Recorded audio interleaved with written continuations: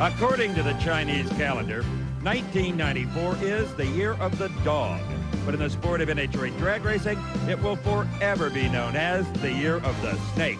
During the last 10 months, Don Prudhomme, having scored wins over a span of 4 decades, has been saying farewell to friends and fans while on the verge of retirement. Today, at the site of his first major victory, the man with the Viper-like nickname will climb into the cockpit one last time, hoping to emerge 4 seconds later in triumph.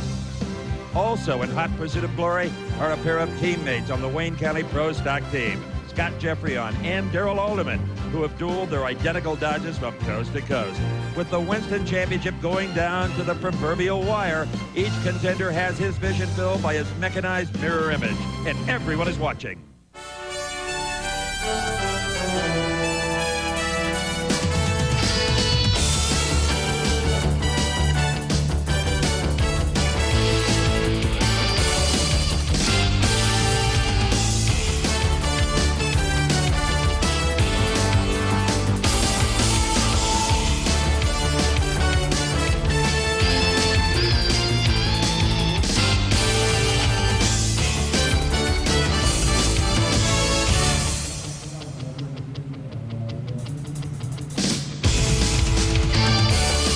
Welcome, everyone, to American Sports Cavalcade's coverage of NHRA Championship Drag Racing competition from the Winston Select Finals at the Los Angeles County Fairplex. The Snakes' final strike tour ends this weekend here in Pomona, California. Hello, everyone. I'm Steve Evans, and welcome to our American Sports Cavalcade coverage of the Winston Select Finals. In the Scott Colletta came to Pomona with the Top Fuel Winston Championship already in his pocket. All the attention was on this maroon car. The grandstands here in Pomona packed to capacity with partisan Prudhomme fans. He was born and raised in Southern California.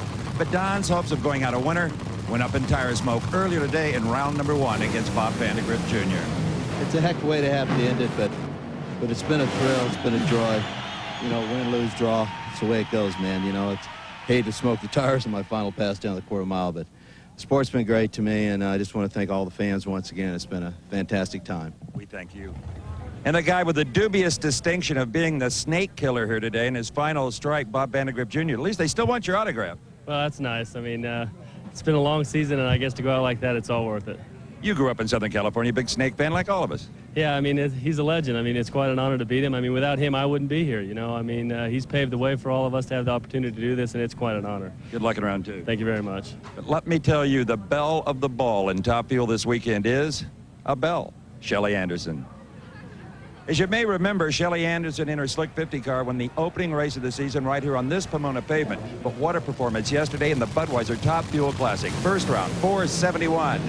Second round, 474.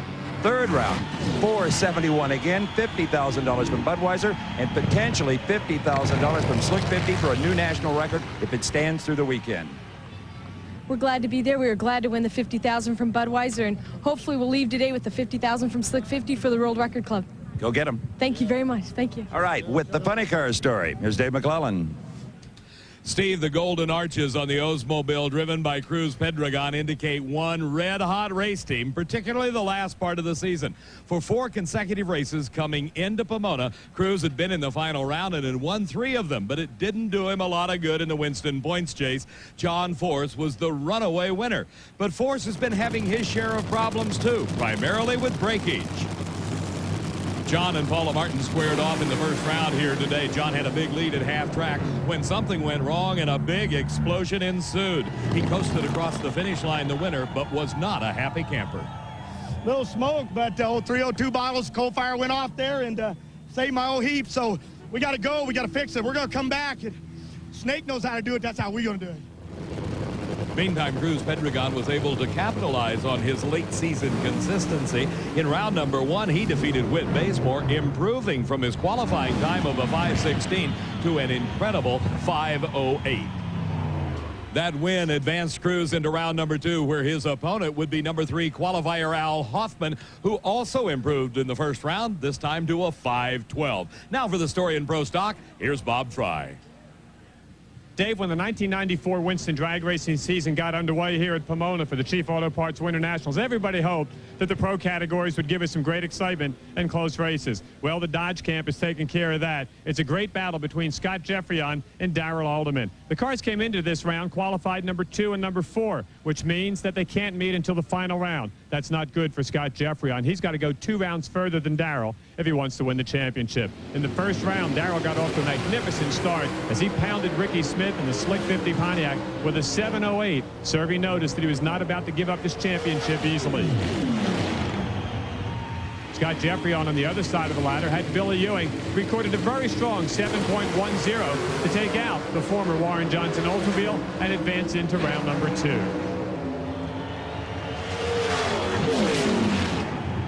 You know, I find it very interesting that after a year of pro stock battles between the 2 Dodges and the 2 Oldsmobiles, in round number 2, Kurt Johnson gets to take on Darrell Alderman. And that means that all of a sudden, Scott Jeffreyon's the biggest Kurt Johnson fan here at Pomona. And Bob, I'm sure way back in the pit, you can tell it's time for round number 2 of the Nitro Funny Cars, Jim Epler versus Richard Hartman. And David, this has been a tricky track for any of the Nitro cars.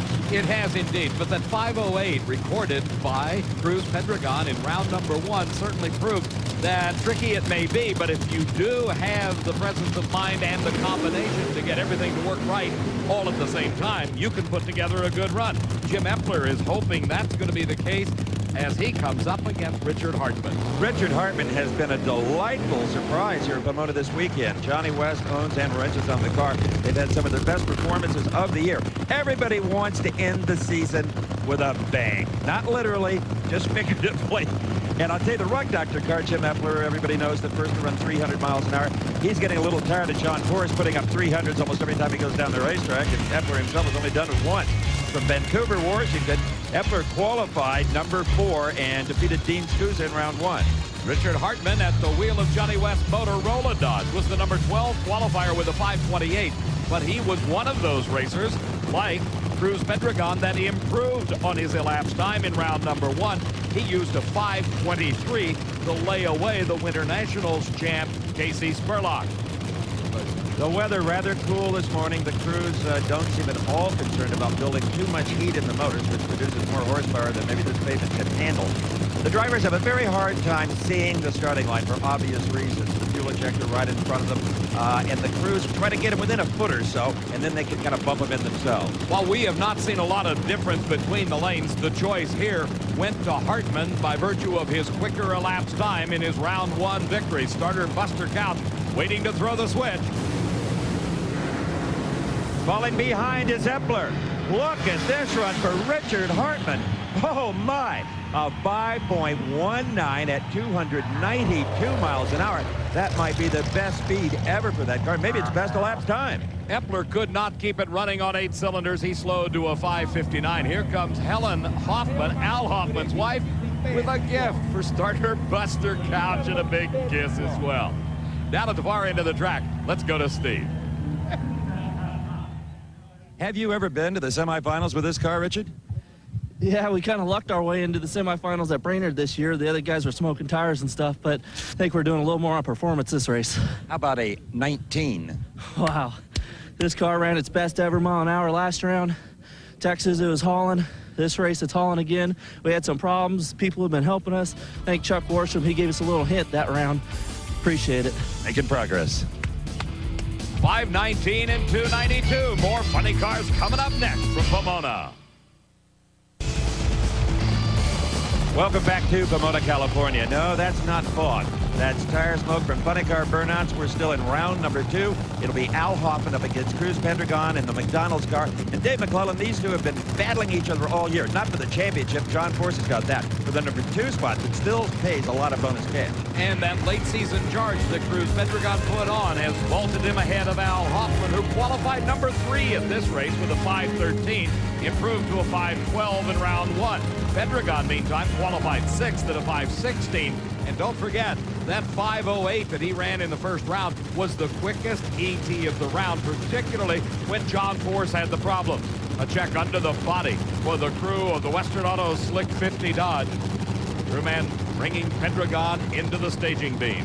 And this will be the last race for Cruz Pedregon under the ownership of Larry Miner Motorsports. Next year, that team will be owned by Joe Gibbs of football fame. Al Hoffman, he just wants to try to get that number 2 point spot, but I'm not sure he can do it. A lot of clutch dust in the Hoffman car. Cruz Pedregon, a sizzling 5.09 and a decent speed of 294 miles an hour. Steve, as we watch this in replay, take a look at the consistency of the McDonald's car. Pedregon whips it hard off the starting line and then just slowly but surely drives away from Al Hoffman, who recorded a respectable 5.18 at 290 miles an hour, but it was not near enough to catch the flying Pedregon.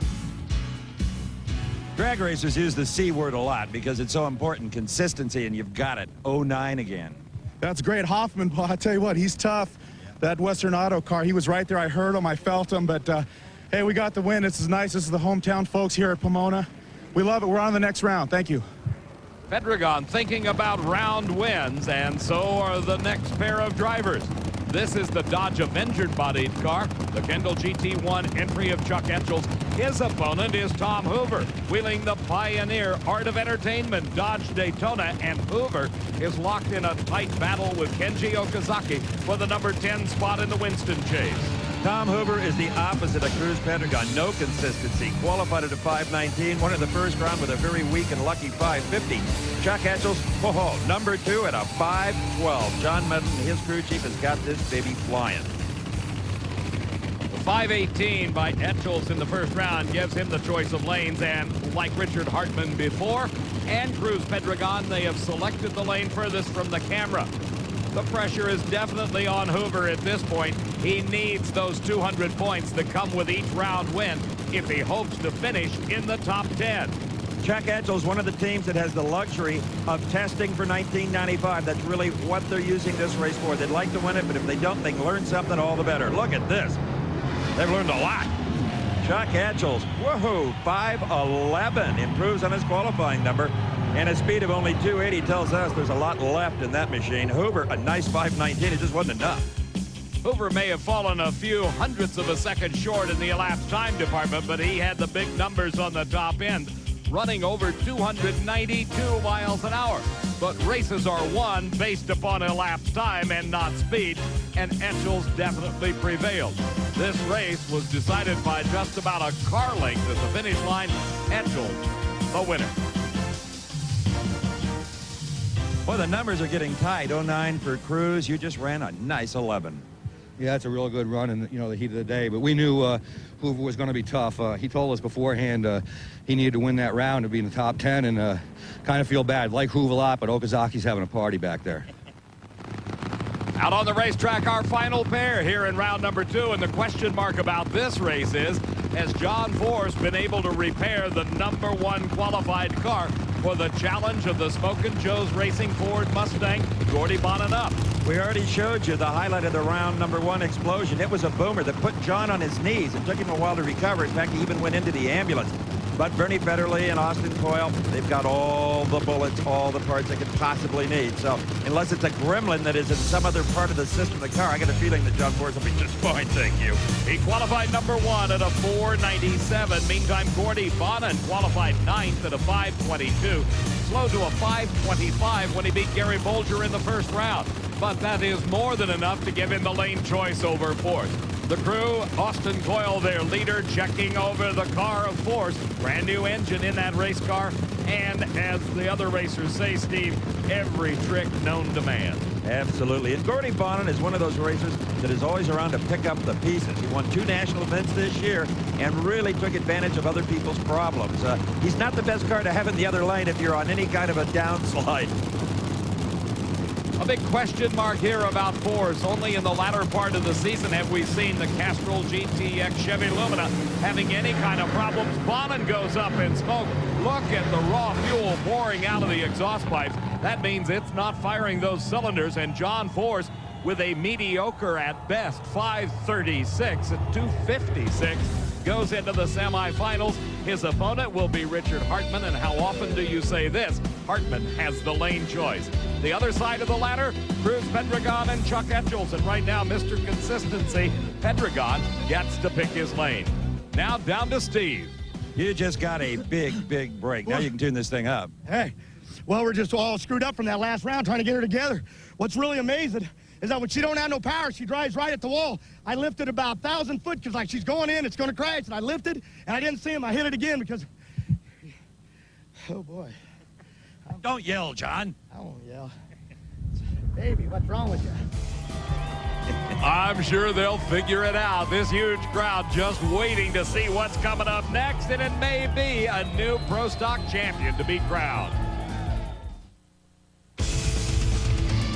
Welcome back to American Sports Cavalcade. It is Pro Stock time, round number 2, and a couple of sensational drivers and automobiles here. Bob Glidden against Scott Jeffreyon. You're on board Scott Jeffreyon's Dodge Avenger. If he can beat Glidden, his title hopes are still alive. Unless, of course, in this same round, Darrell Alderman wins, then he would be the Winston champion.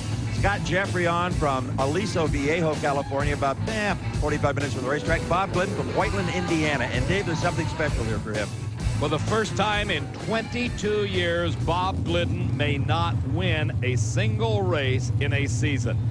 One of the more incredible strings in racing history could be coming to an end at this event. Scott Jeffreyon has definitely been the class car. He qualified quicker, ran quicker in the first round.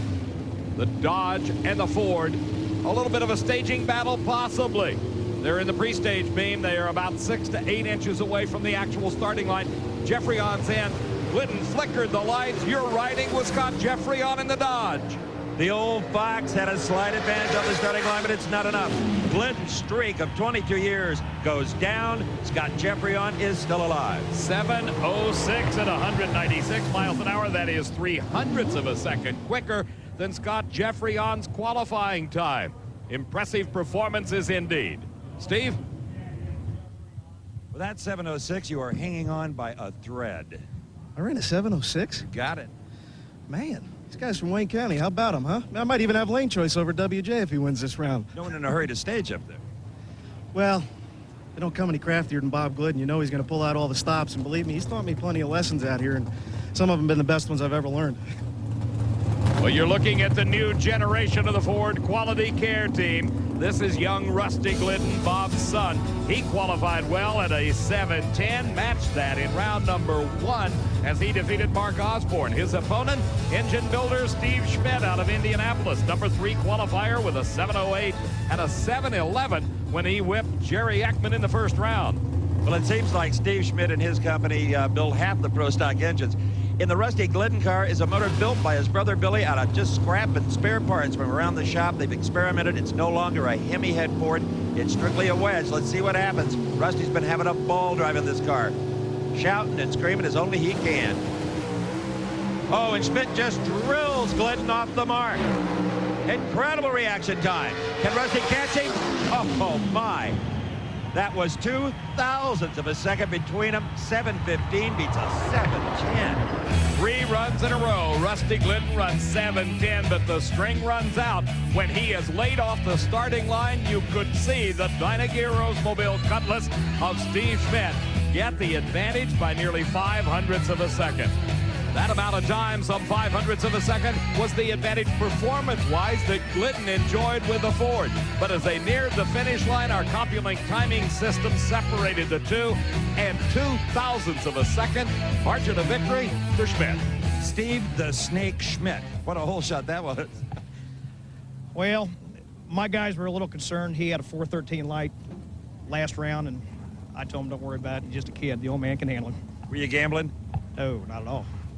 Well, I wonder if this man might take a gamble or two. Here in round number 2 at the Winston Select Finals, Darrell Alderman has a lot riding on this race. How much?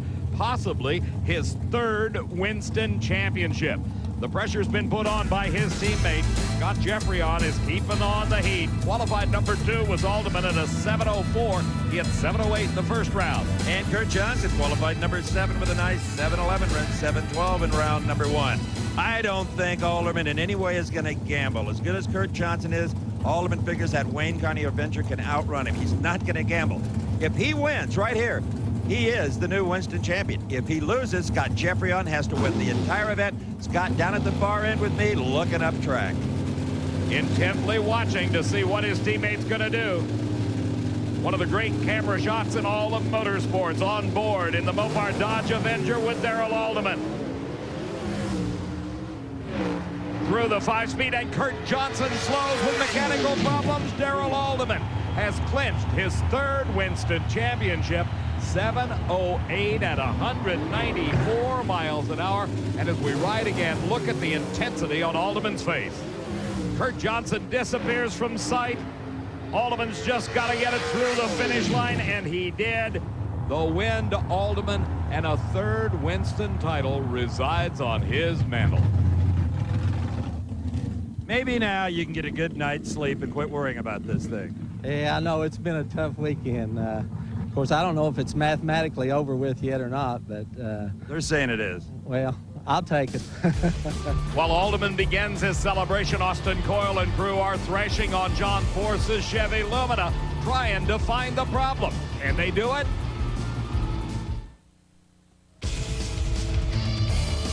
Welcome back to American Sports Cavalcade. We're in Pomona, California at the Winston Select Finals. I'm Steve Evans along with Dave McClellan and Bob Fry. We have talked so much about the dominating Dodges. Let's not forget for 95, we better watch that man. Warren Johnson, he qualified #1 here at a 7:04. As Buddy Baker one time said about Dale Earnhardt, don't tug on Superman's cape. Well, Warren Johnson in his GM Performance Parts Oldsmobile had a 7:04 to lead the 16-car field into the first round of eliminations, where he beat Chuck Harris, while Jim Yates qualified #9 with a 7:11 and beat Mark Powick in the first round. And this is worth going back and taking a look at once again. The Pontiac, the Dynamax car, was in the near lane. The Summit Racing Oldsmobile, driven by Powick in the far lane. This was one of the closest drag races you will ever witness. Less than 1,000th of a second. Less than 3 inches separated the two cars at the finish line, as a whole shot advantage by the Dynamax car, and Jim Yates won it. Let's see if Yates can do it again. Oh, and he does. Another brilliant driving job by Jim Yates in the far lane. The Pontiac ahead of the Oldsmobile. It is Warren Johnson at 7:08 to Yates' 7:14. But Johnson chute is out. Yates is not. Down the racetrack, Jim Yates trying to get the car under control. The chute comes out at the last moment, but too late. Into the hay bales at the end of the racetrack. You see the nose crumple. The door comes open as Jim Yates opens it up under his own power. Yates had the advantage off the starting line, not because he was so quick. Warren Johnson was very slow, a 4.5 to a 5.0 reaction time, 4.0 being perfect. As they made their way down the racetrack, it was Johnson clawing his way back into contention. The margin of victory, as we told you, only 0.02 of a second at the finish line. The margin in performance was exactly 0.06 of a second going to Johnson. It was in the shutdown area that Yates' problems magnified themselves. The parachute late coming out, and that may have led Yates to avoid the sand trap. It's designed to slow a car down. As you can see, the parachute and brake combination didn't do much for Yates. Behind that stack of hay bales is a big steel pole that supports the catch net at the end of the sand trap. Let's go to Steve.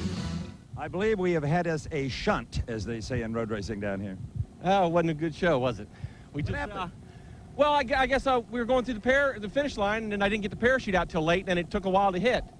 And I just thought I had a lot more room than that. And by the time I tried to drive around the sand trap, and that wasn't the thing to do. Wife Tony comes up, gives Jim a hug. Well, if this upsets her, it's a good thing she didn't marry a funny car driver.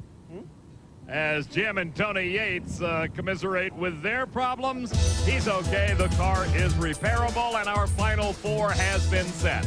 Scott Jeffreyon and Warren Johnson, with Scott holding the lane choice. The other side of the ladder, the new Winston champion, Darrell Alderman, against Steve Schmidt, and Darrell gets to pick his lane.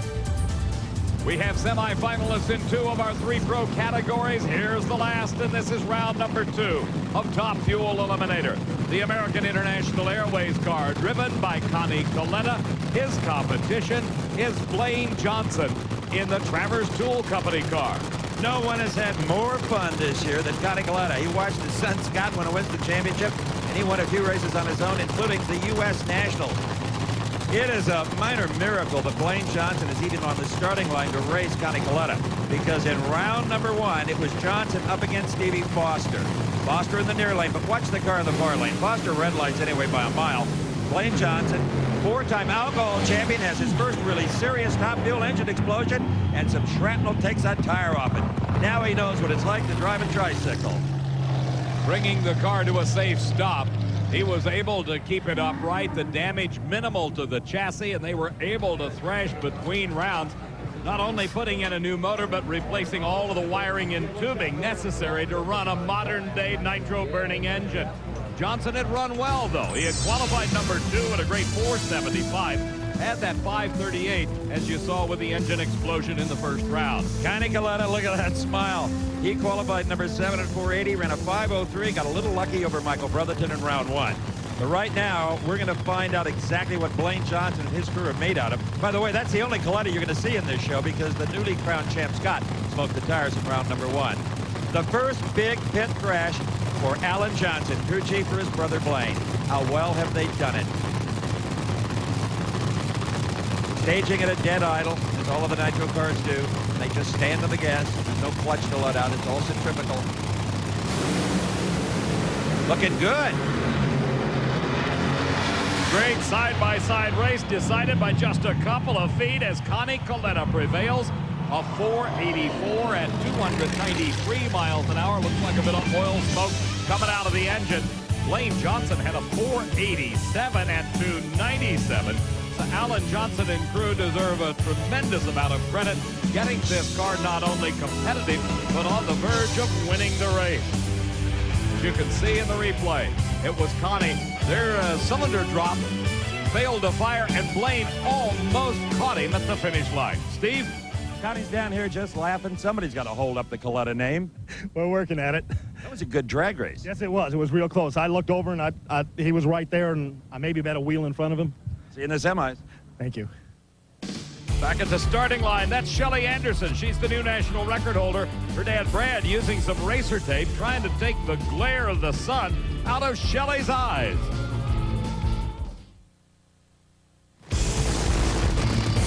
We are back at the monstrous facility known as the LA County Fairplex, and that is Shelly Anderson for the first time in her Top Fuel career, the #1 qualifier. She'll be up against Mike Dunn, and if Dunn can beat Shelly and run quicker than a 471, who knows, he might take the $50,000. She set the record, but has to leave here with it. Mike Dunn, well, he qualified number 8 at a 481. He ran a 518 in round 1. Eddie Hill smoked the tires. Shelly, after a 471 in qualifying, ran a 490 to beat Scott Coletta, the newly crowned champ in round 1. She got lucky on that one. Yes, she did, as maybe a lot of racers taking that first round a little bit too cautiously. Those that prevailed seemed to be the ones that were the most aggressive. We just saw Brad Anderson, Shelly's dad, walk away, but a lot of the credit for the performance of this car is going to new crew chief Ray Alley, the computer wizard. Tremendous start. And Mike Dunn, by just a matter of inches, wins it, and his crew chief, Frank Bradley, has got to be thrilled. 304.87 miles an hour at a 479. And as we watch this one again in replay, Shelly Anderson matches it second for second down the racetrack. But she could not hold off that strong top-end charge. She ran 479 as well, but her speed only 296 miles an hour. The crew chief that has now put 4 racers in the 300-mile-an-hour zone, Bradley, has to be thrilled with Mike's performance. They don't get a lot better or a lot closer than that. Whew, I knew she was right there.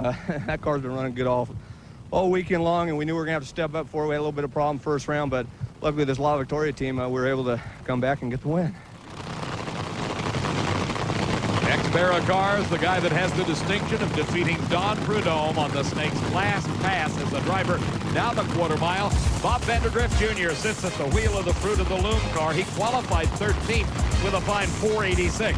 His opponent, the McDonald's dragster, Corey Mack, qualified 5th at a 479, then slowed to a 483 in the first round when he beat Pat Austin.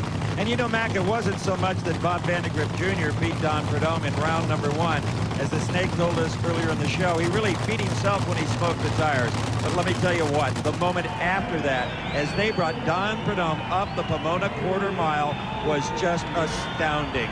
Just wonderful. I was running along with this camera shot on a golf cart. I've never seen a standing O like that one. A huge crowd jammed into the Fairplex, and everyone on their feet offering their thanks to Don Prudhomme for over 30 years of a spectacular career. Good lead by Corey Mack. Corey Mack's got it in hand at a 489, which is slow for that car. It usually runs 479. Vandergrift way off pace at 5 flat. Neither had a lot of speed, 293 miles an hour. Both the racers losing fire in cylinders as they made their way down the racetrack.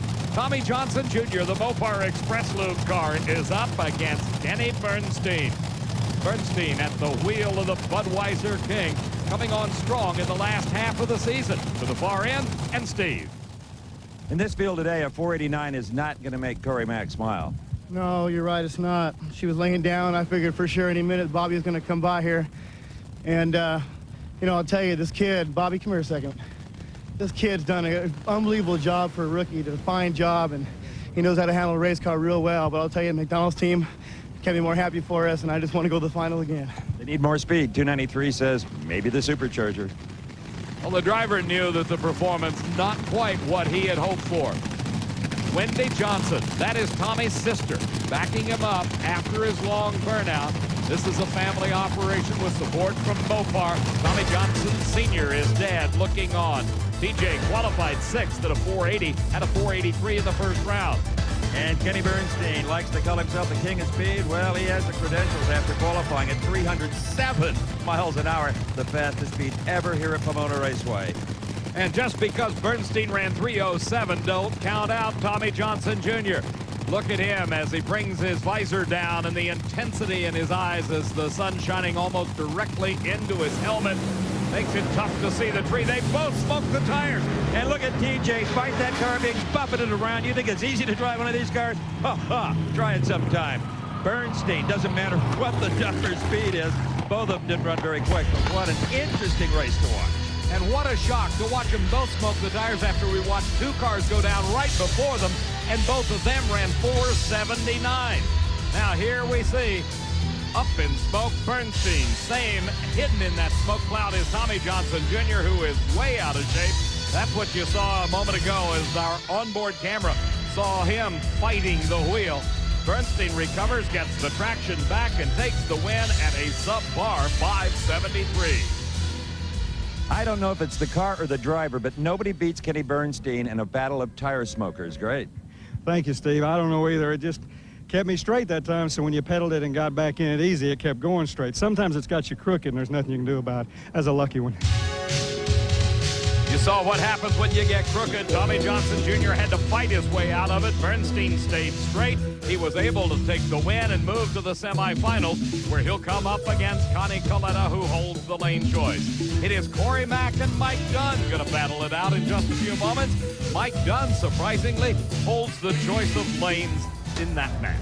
And over in the funny car pits, there is Bob Brandt, the man who has turned around the McDonald's funny car operation. Gained his initial fame in the 70s with Don Prudhomme, led him to 4 straight Winston funny car titles. A very quiet, very professional operation. They'll need all their skills if they're going to beat Chuck Etchels and his crew, led by John Medlin. And Etchels announced this weekend next year, Tim Richards and Kim LaHaye join Medlin. Could be a force to reckon with. Back at the Winston Select Finals over the top fuel pits, there's Corey McClanahan. If you can't win, don't play, says the shirt. And there's a rather pensive crew chief, Lee Beard. What is he thinking about? Maybe hoping he'll be on the NHRA Now hotline. I got a quick word about that, presented by Castrol GPX. It's a 24-hour drag racing information line with the latest info on your favorite drivers and events. You just call 1-900-468-NHRA. Easy to remember. Under 18, ask your parents. Charges will appear on your phone bill. The burnout's underway in Pro Stock semifinal round action, and in the far lane, that is the Dynagear Oldsmobile Cutlass of Steve Schmidt. He and his partner Dale Ike have built themselves an empire building, selling, and leasing engines to other pro stock racers.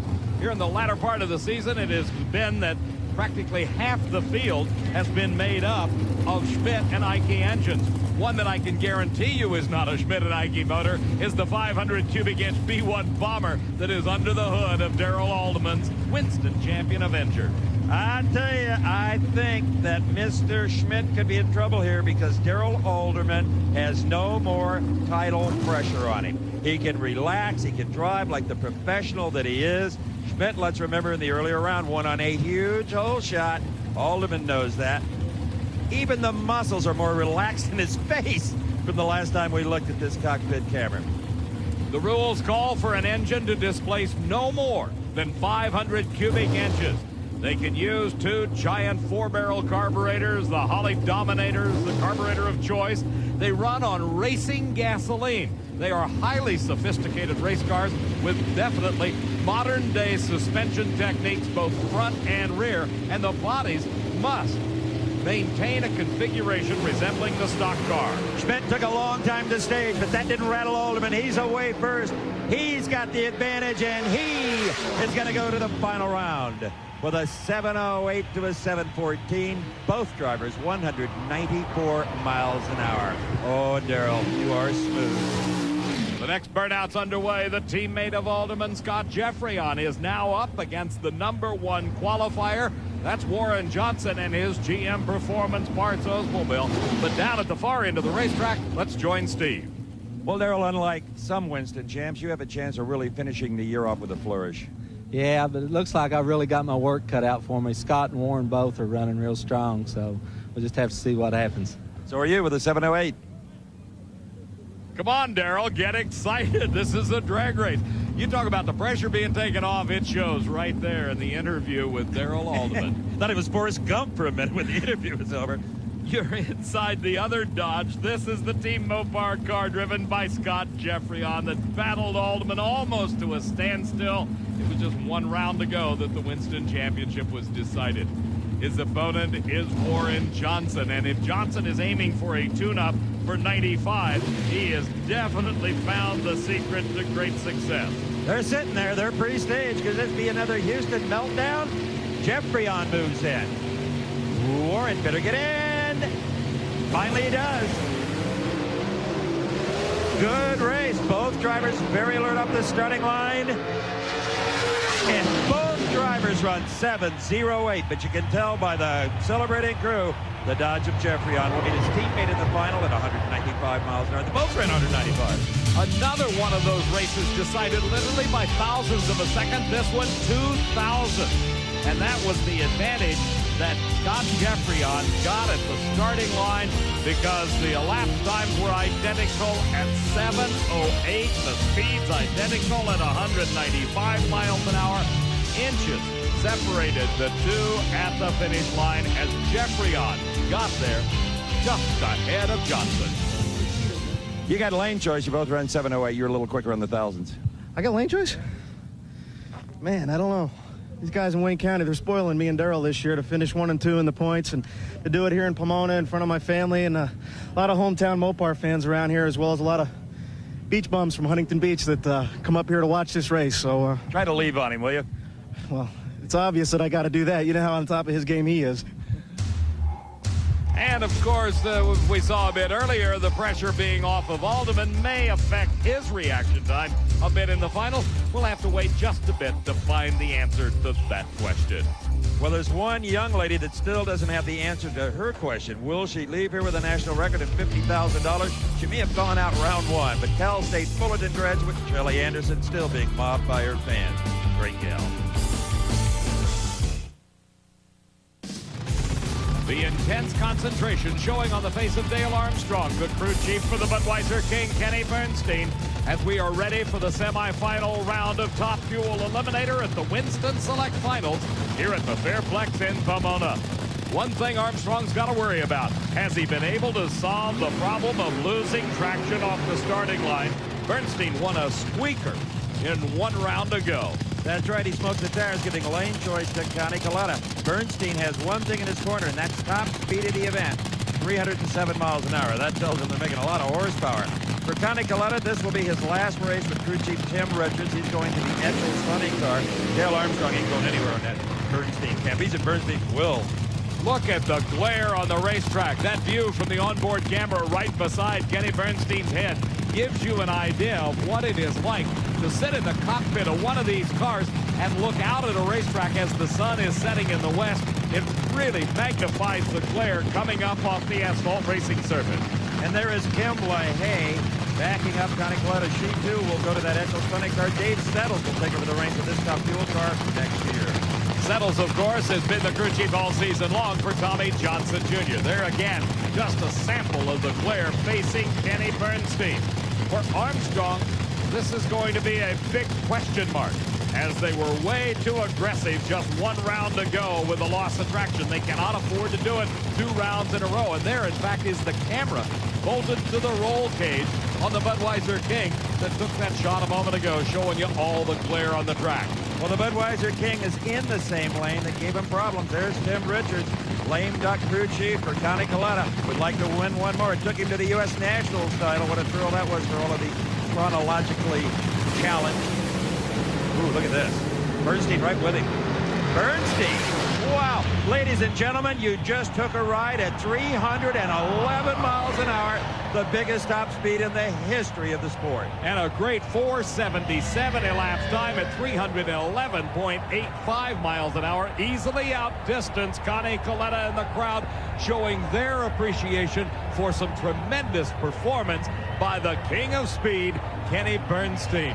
What a run as the crew heads down track. They are thrilled, and look at Armstrong. You remember how intense he was before the run? Look at the smile on his face now, and we get to live it again through instant replay. Coletta fell behind at the very start and never came close to catching up as Bernstein put together the fastest run in drag racing history at 311 miles an hour, plus the old mark of 308 by Scott Coletta. Steve? In March of 1992, I got to tell Kenny Bernstein he ran 300. Today, I get to tell him he ran 311 miles an hour. Holy cow, Moses. I don't believe that one. That's about like a 300 in Gainesville. I don't know where it came from. Like we was telling the guys, after 5 days, we ought to figure out that right lane sooner or later, huh? But we'll do a great elapsed time of 477. That's the important part. That's the most important part. Now, in the finals, besides that, I want to thank everybody, my crew, Dale Armstrong, Brooks, all the guys at Budweiser King for working so hard. Like I said, that lane's giving us fits. He needed that. I would think they have solved the lane problem. A 477 elapsed time indicates he can get there plenty quick as well. Here is Corey Mack in the McDonald's dragster. His opponent, the surprising Mike Dunn, driving Darrell Gwynn's La Victoria Salsa McGuire's Wax's entry. That's right, and in the previous round, Mike Dunn had one of the best performances of his career at a 479 to take out Shelley Anderson in a huge speed. Well, we thought it was huge then. At 304, we thought that was really something until Bernstein blows out a 311.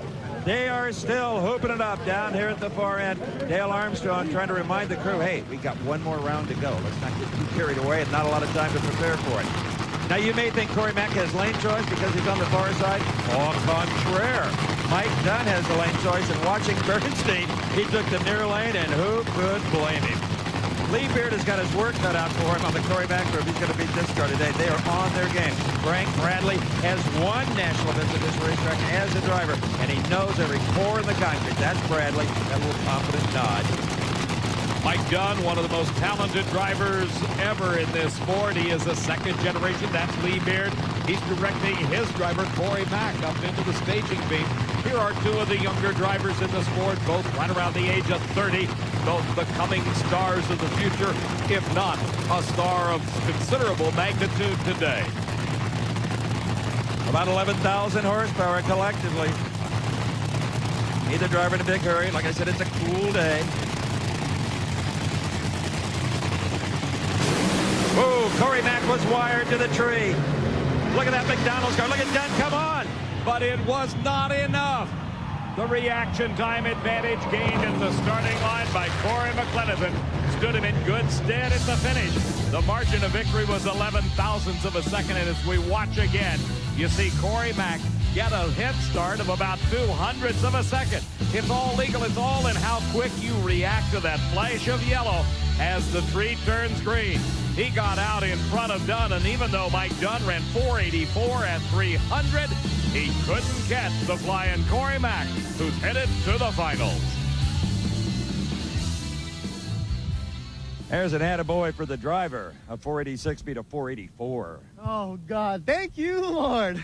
I'm telling you, we're at home in Pomona. It doesn't get any better than this. When Bernie took out Connie, that ensured McDonald's car a third-place finish. And I'll tell you, I don't know what to say. It's just fantastic. I just want to win this one for all the McDonald's people, and my little girl, Courtney, is not here today. You got to get this red rocket back into the 470s, though. Now, it's going to cool down, and you know how Lee is in the cool air, and we can haul butt. But so can Kenny Bernstein. We've already seen that. He'll head into the final round with the lane choice with his great 477 at 311. His challenger, Corey McLenithan in the McDonald's dragster. Look at this, another standing ovation. These Southern California fans appreciate great performances, and that's just what they have seen this weekend from Kenny Bernstein, the king of speed. Welcome back to American Sports Cavalcade here at Pomona Raceway at the foot of the San Gabriel Mountains. And this crowd is having a ball, especially of those that were first at Kenny Bernstein's pits when that car returned after an historic 311-mile-an-hour blast. Now they get it ready to face Corey McLenithan in the final round. And if you're close enough, you may get an autograph. And if you like drag racing like the folks around Kenny Bernstein's trailer do, why don't you join NHRA, a very special organization, only $52 a year.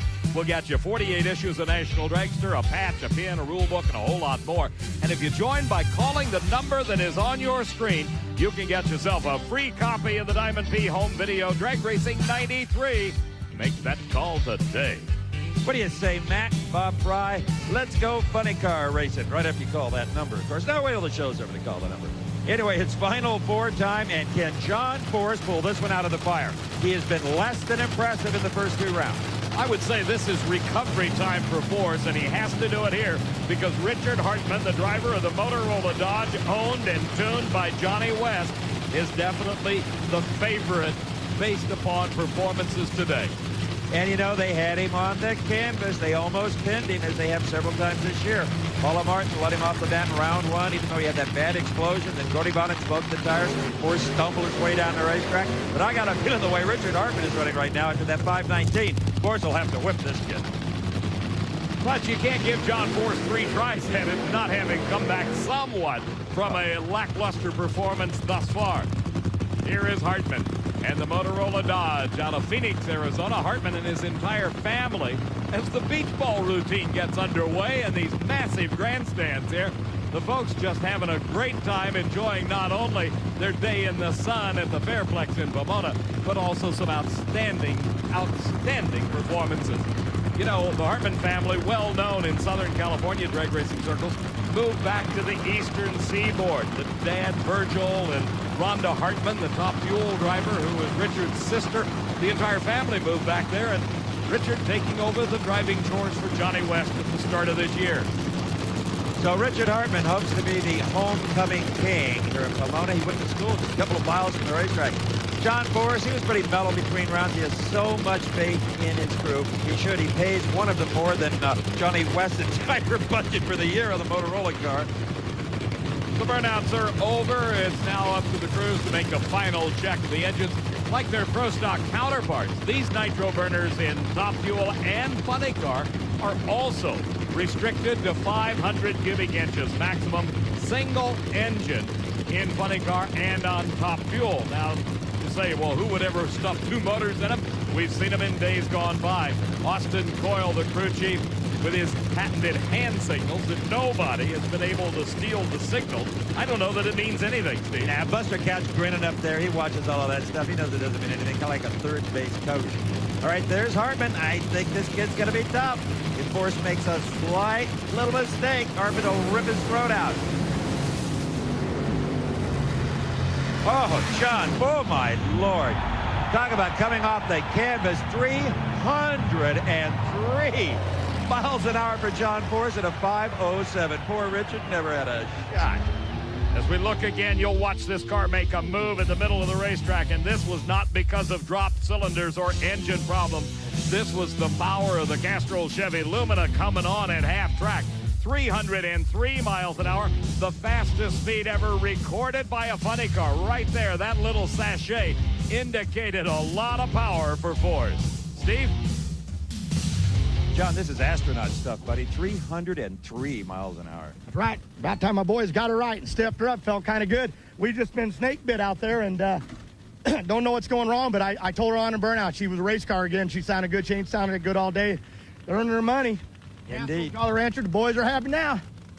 And I think the big boss man's kind of happy as well. Yep, John Force is back as well as his automobile.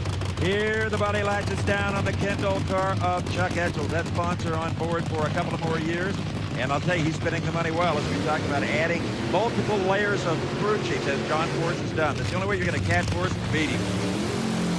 Alongside is the McDonald's Oldsmobile driven by Cruz Pedregon, trying yet again to reach another final round. If he makes it here, it will be his 5th in a row for car owner Larry Miner, who is bowing out as the owner of the McDonald's team at the conclusion of this race. But the rumor mill is rampant, Steve. That's right. Larry Miner will probably run this very funny car next year with another driver in it.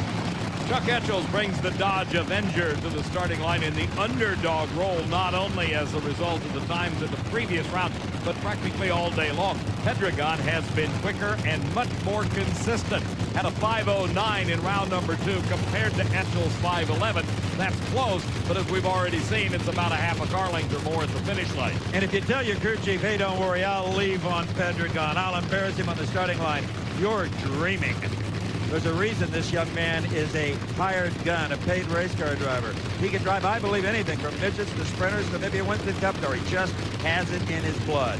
Steve, a lot of people may have been a bit surprised at the performance of Bob Brandt as the crew chief. He'd been out of the sport for over a decade, came back as the crew chief on the Rochelle Splat Luxor Top Fuel dragster for a bit, then moved over at mid-season to the minor team and has really shown his stuff.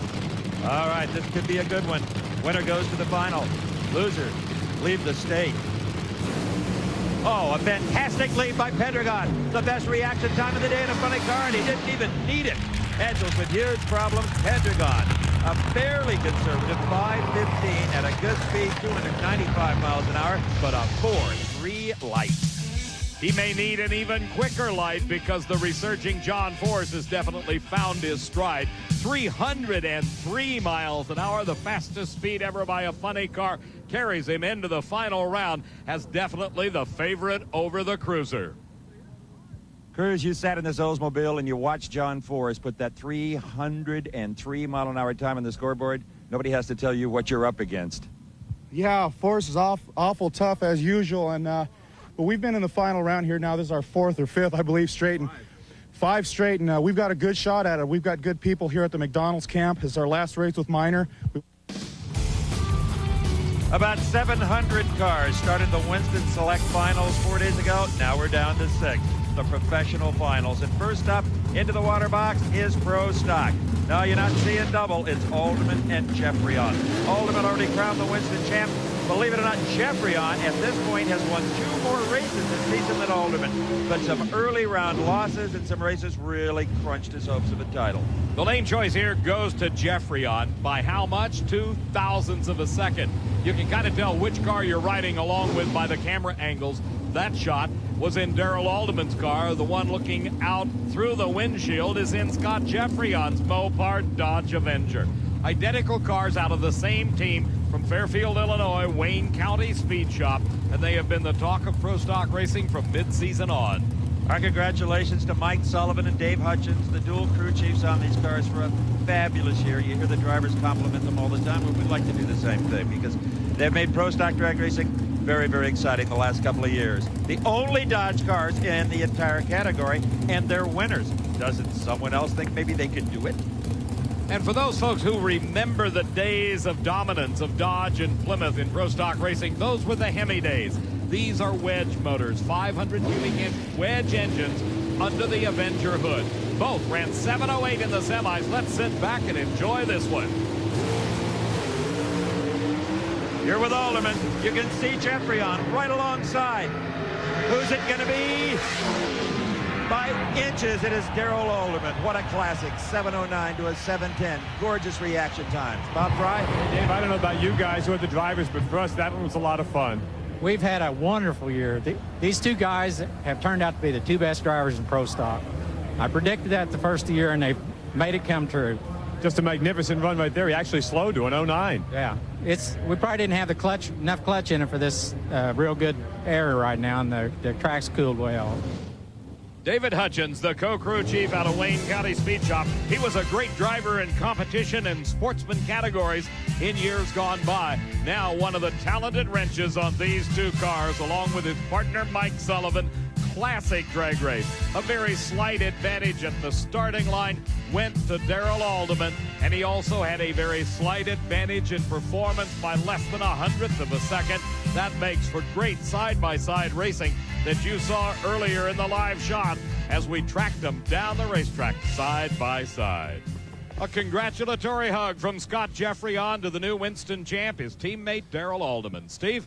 Darrell, a 4-2 light in the final. That's what they call being on your game, but well, you better be when you're against my teammate Scott Jeffrey on, because you'll be looking at his tail end.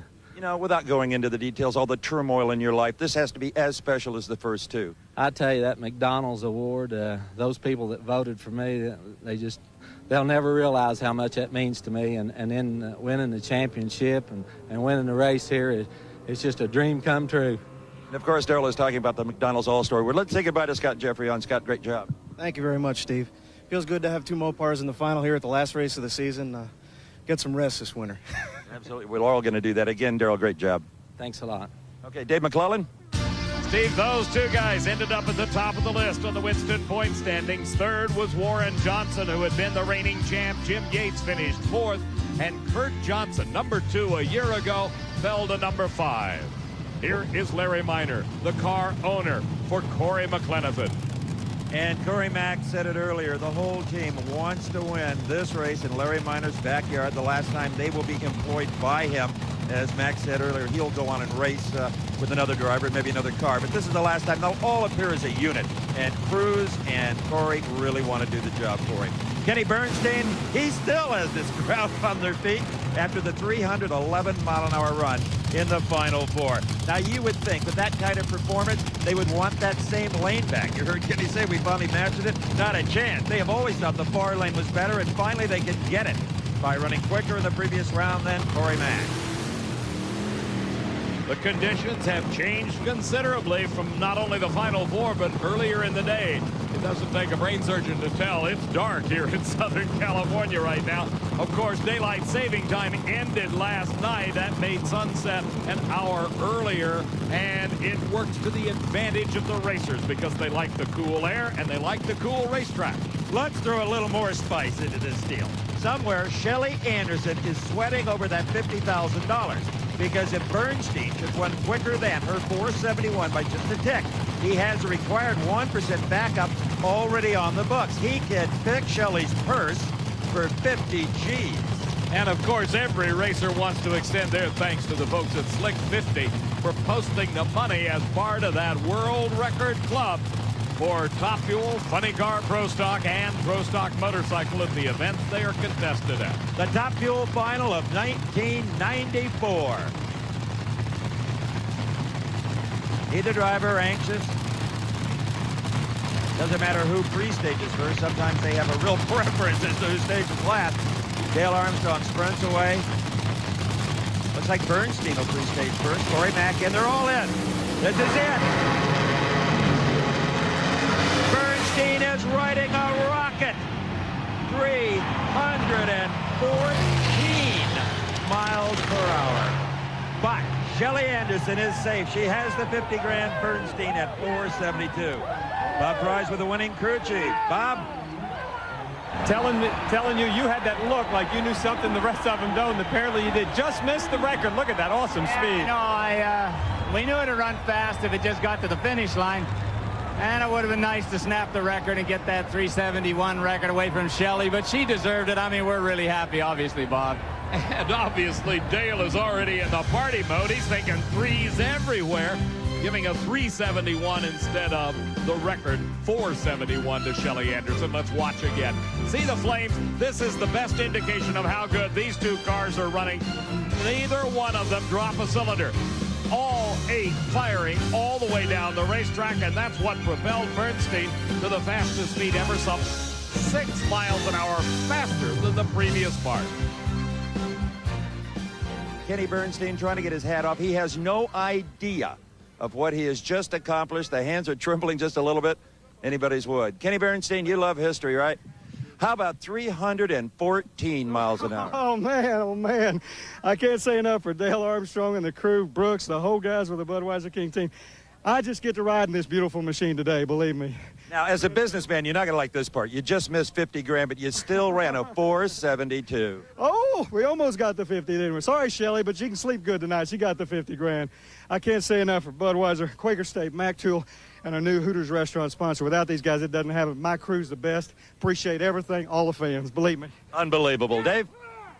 Steve, we kind of lose track of the sight of a 479 at 297 in the losing effort by Corey McLenithan, who finished 3rd behind Don Prudhomme in 2nd. Scott Coletta, the Winston champ, his dad Connie in 4th, and Joe Amato, the 5-time champion, ended up number 5. Well, the party time is well underway down in the shutdown area as Kenny Bernstein and crew celebrate their victory. The funny car's coming up next.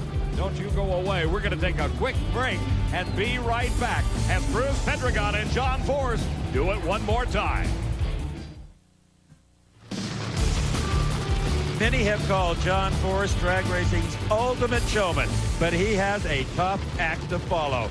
This crowd still buzzing, still shocked by Kenny Bernstein's 314-mile-an-hour blast. What can Cruz Pedregon or John Force do, Dave McClellan, to top that? Well, one thing about it, Cruz is confident that there's going to be a lot of traction in his lane because that is where Bernstein just put down that unbelievable 314-mile-an-hour run. But to be very candid, there is no difference between either lane on the racetrack. The choice here going to Force. He has moved to the lane nearest the camera. Depends on how the bumps are, whatever's out there. Maybe just a little personal preference as to it might be a bit easier to see the tree.